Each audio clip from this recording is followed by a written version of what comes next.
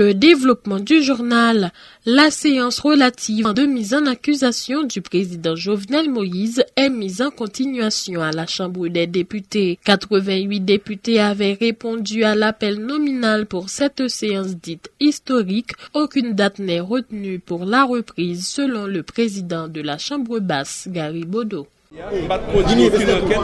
Je nous connais l'article 118 de la Constitution qui dit que chaque chambre a droit d'enquêter sur les questions dont elle est saisie. Je n'ai jamais été saisi par d'une telle époque. Excusez-moi. Si on connaît un juge qui est corrompu, écris-nous, n'a pas écrit CSPJ pour venir à ça va constituer un obstacle pour l'image de la Chambre des députés en même temps.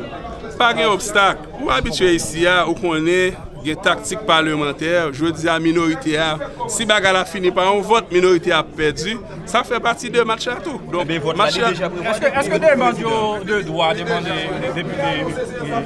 Il y a une correspondance qui avait écrite au bureau. Le bureau a fait suivi de correspondance. Donc, on entend ma réponse avec des mandats? Non, nous faisons suivi à toute correspondance que vous voyez. Nous, donc, correspondance, ça me tombe sous lui. Donc, mais nous, même au niveau du bureau, nous tenus par ordre du jour. Et la prochaine fois, nous tourné là, nous tourné dans le point 6, ordre du jour. Alors, il y a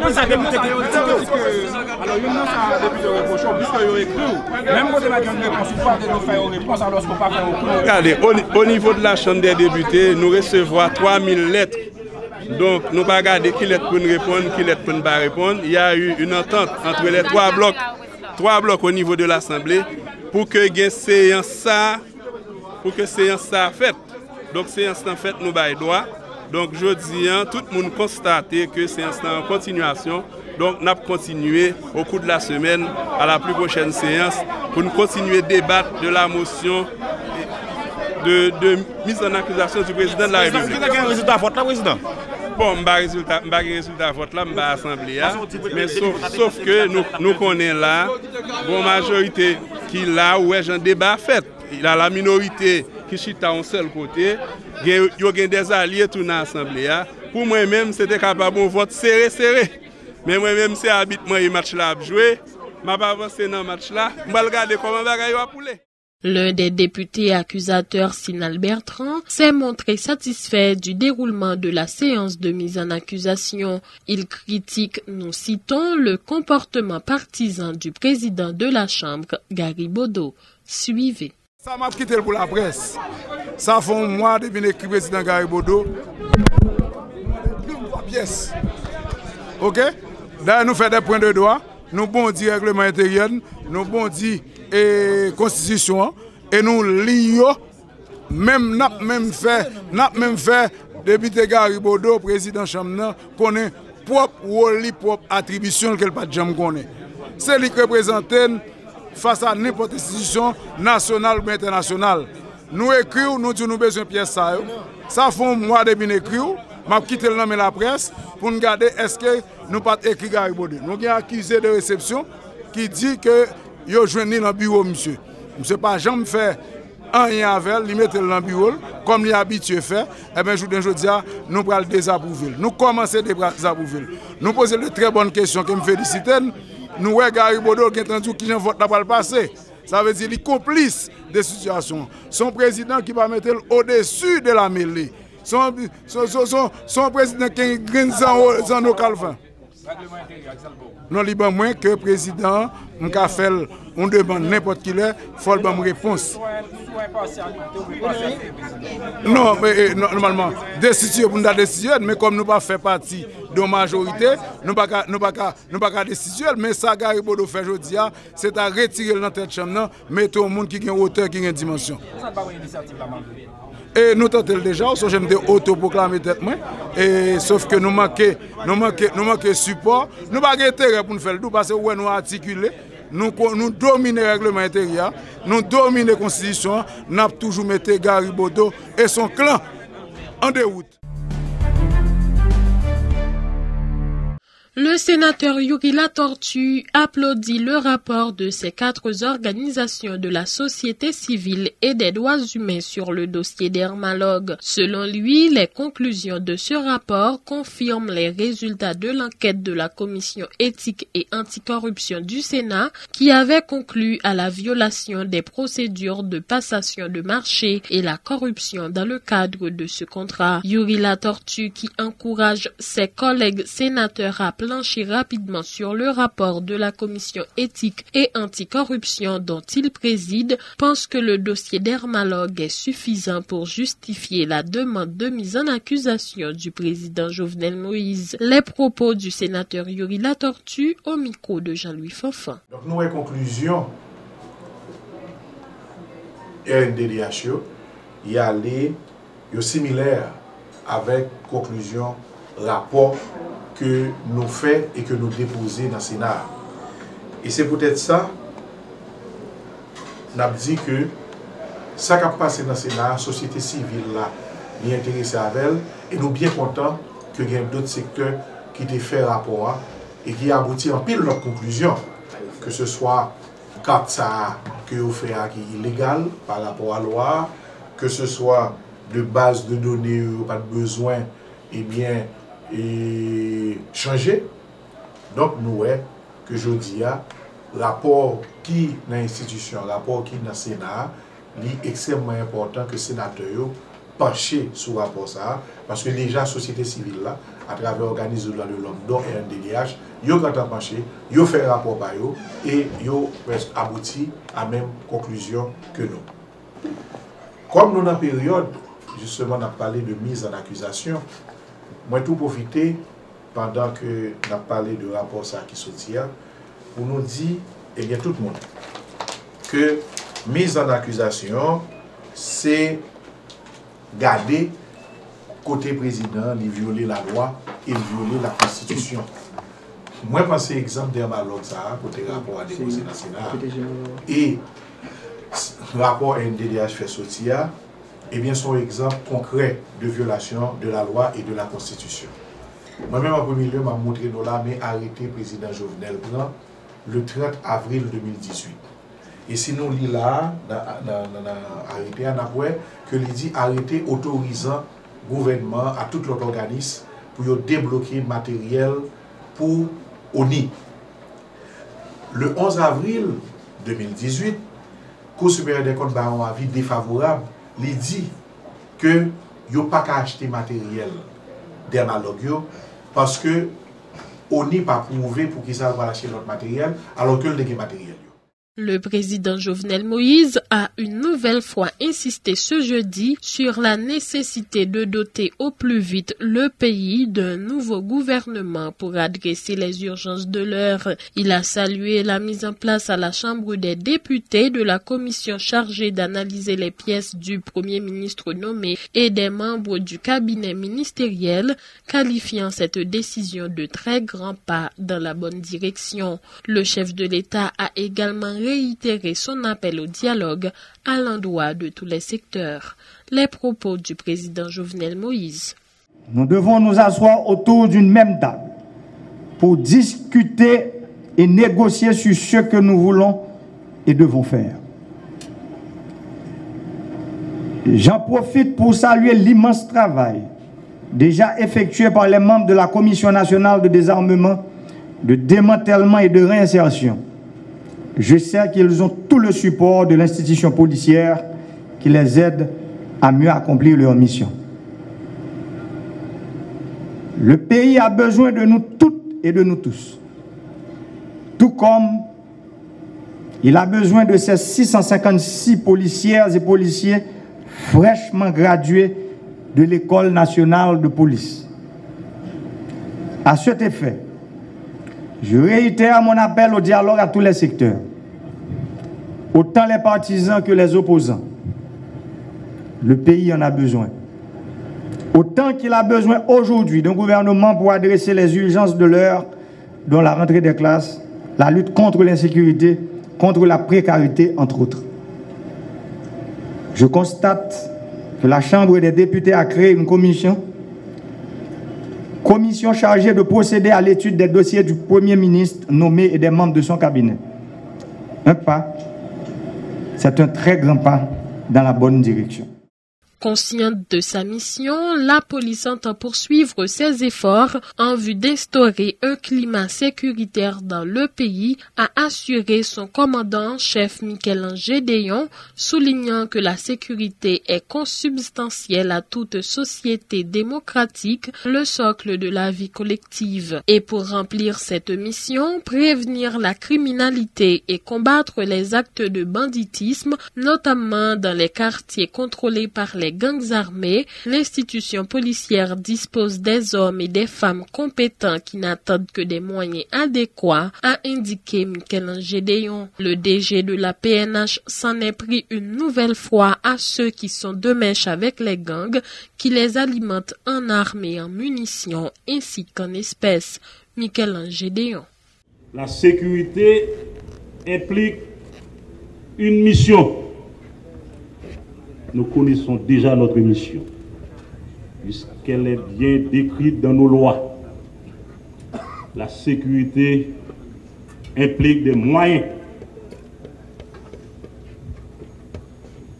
Des moyens pour la direction centrale de la police administrative.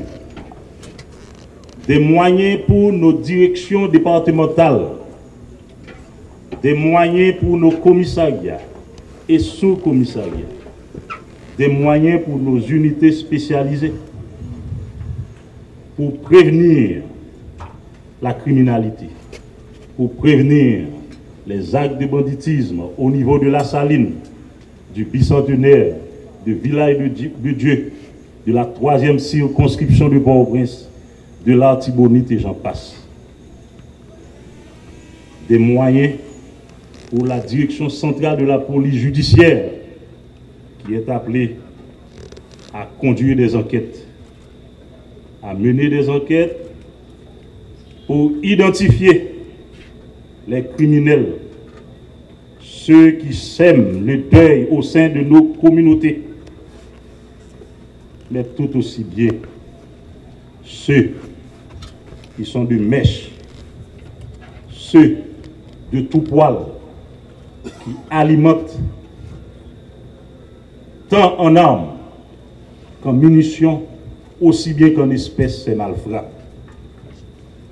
Vous comprenez que la sécurité est transversale à toutes les institutions. Le dénominateur commun du vivre ensemble. Elle est le refrain des besoins exprimés pour la bonne marche des activités de la communauté. Aucun pays ne peut faire l'économie de la sécurité.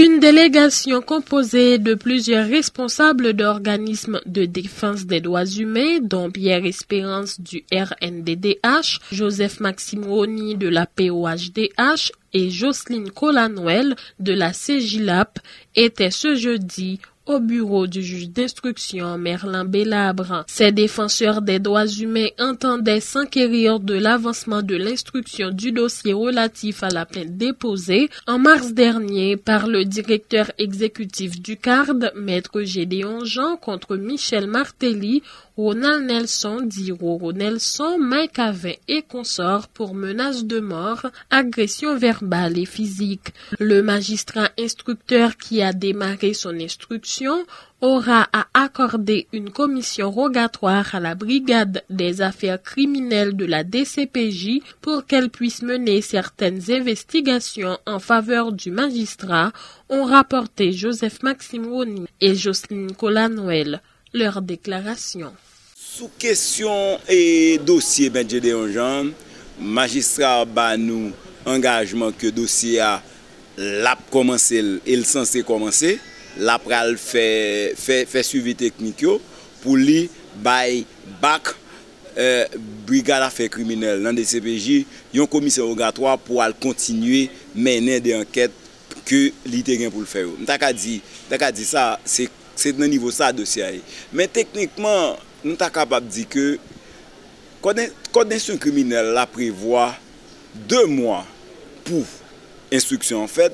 Et si magistrat Baguette en fait, les cabandés on rallonge un mois. Mais ça fait déjà 3 mois que le dossier est présent dans le cabinet d'instruction juge Belab. Ça, c'était un premier élément que nous dit. Mais ça qui est important dans nos sociétés, chaque fois que bagay yo, des dossiers en cours, il faut que les citoyens, il faut que les gens jouent le rôle de chien de garde. Yo.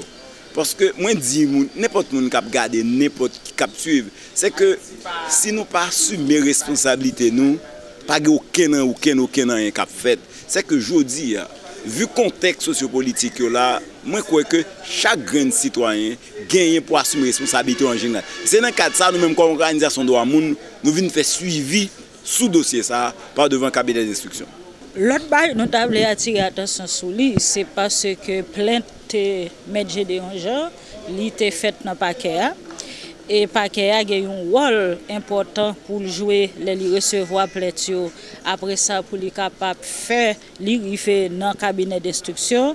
Nous, alors, sans ça, nous croyons 3 mois déjà, et depuis plainte là été faite. Donc, ça veut dire tout est gagné, on traîne dans le niveau paquet, qui fait que c'est donc, juge instruction censé gagner un dossier à l'amener pour les capables de continuer le travail.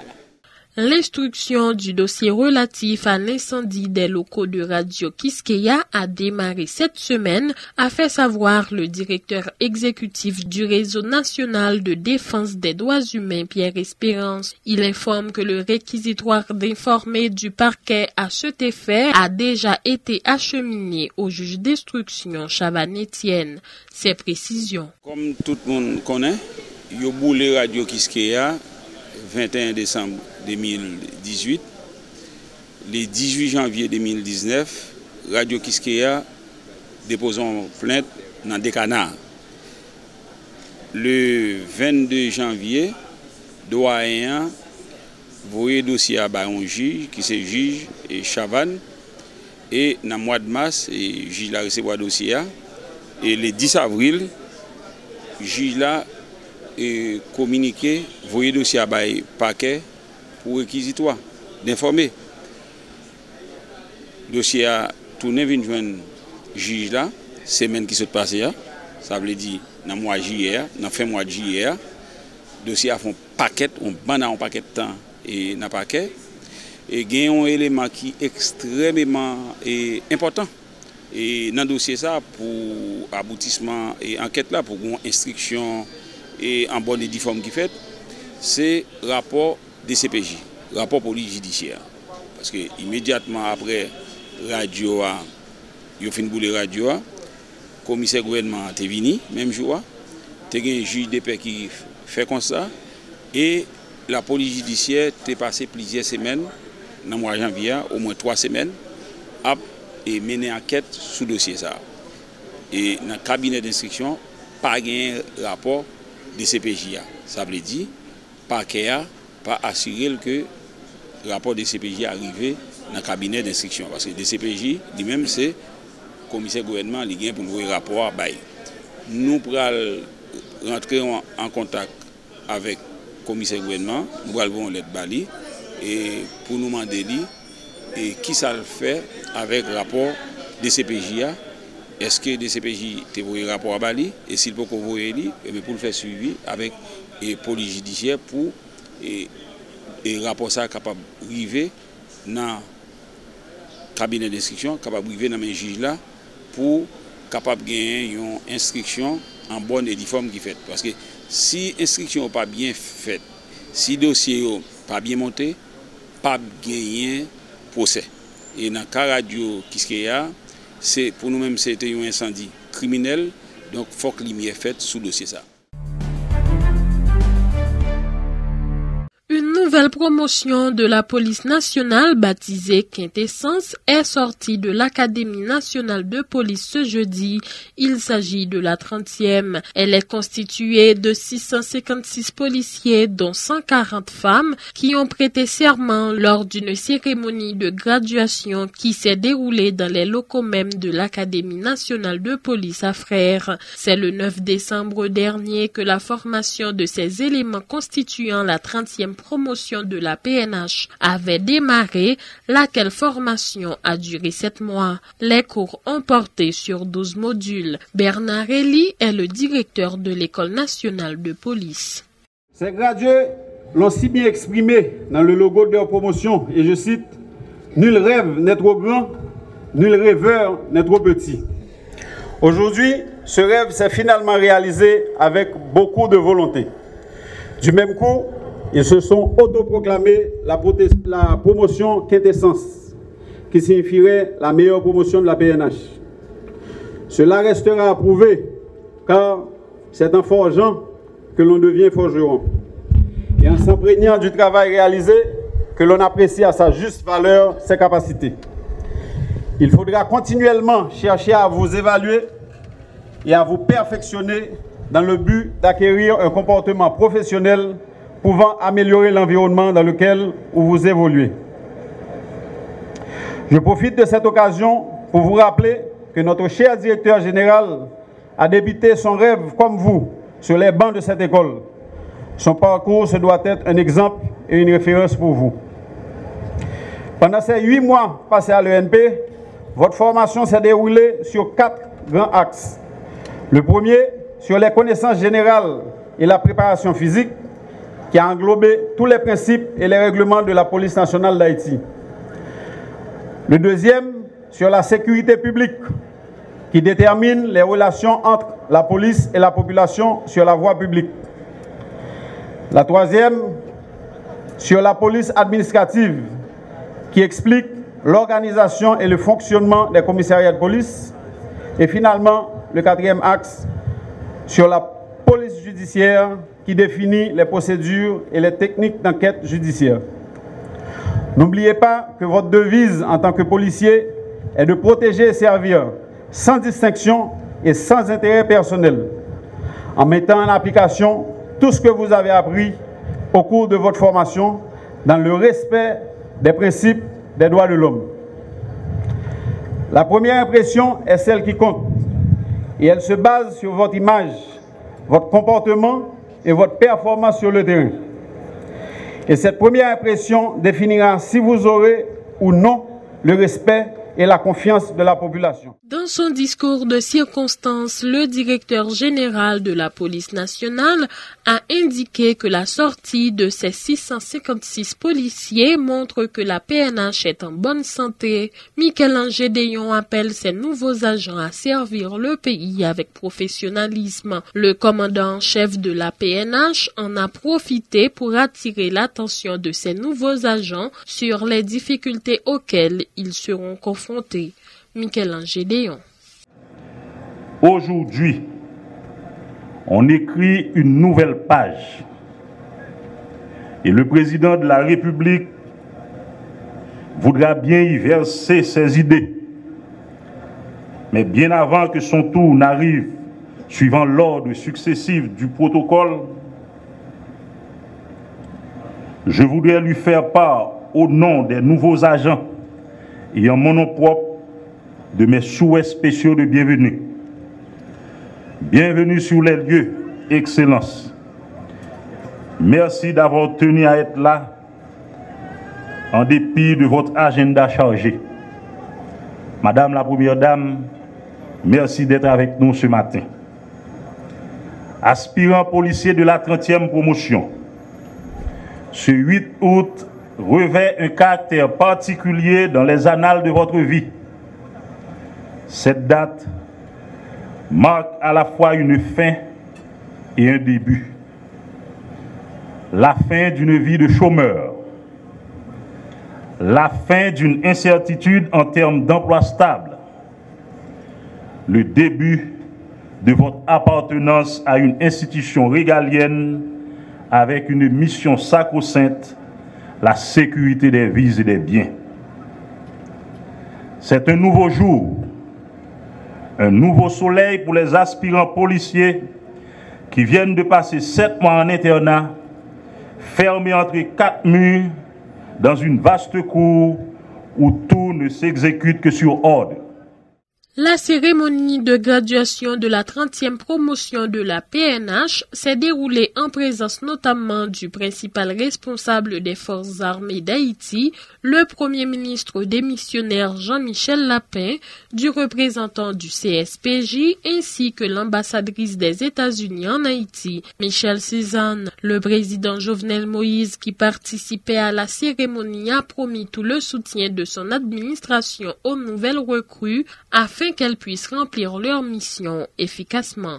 Écoutez ces déclarations. Policières et policiers, je souhaite vivement que, par votre comportement, vous incarniez les valeurs de la République.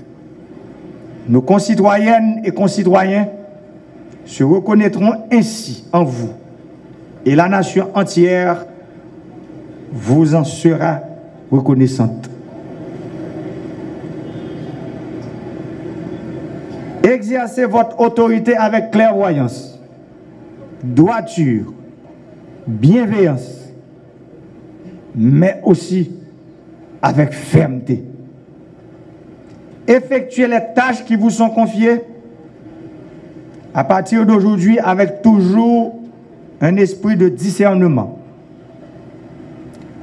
Que la constitution du pays et les lois de la République soient votre boussole tout au long de votre carrière.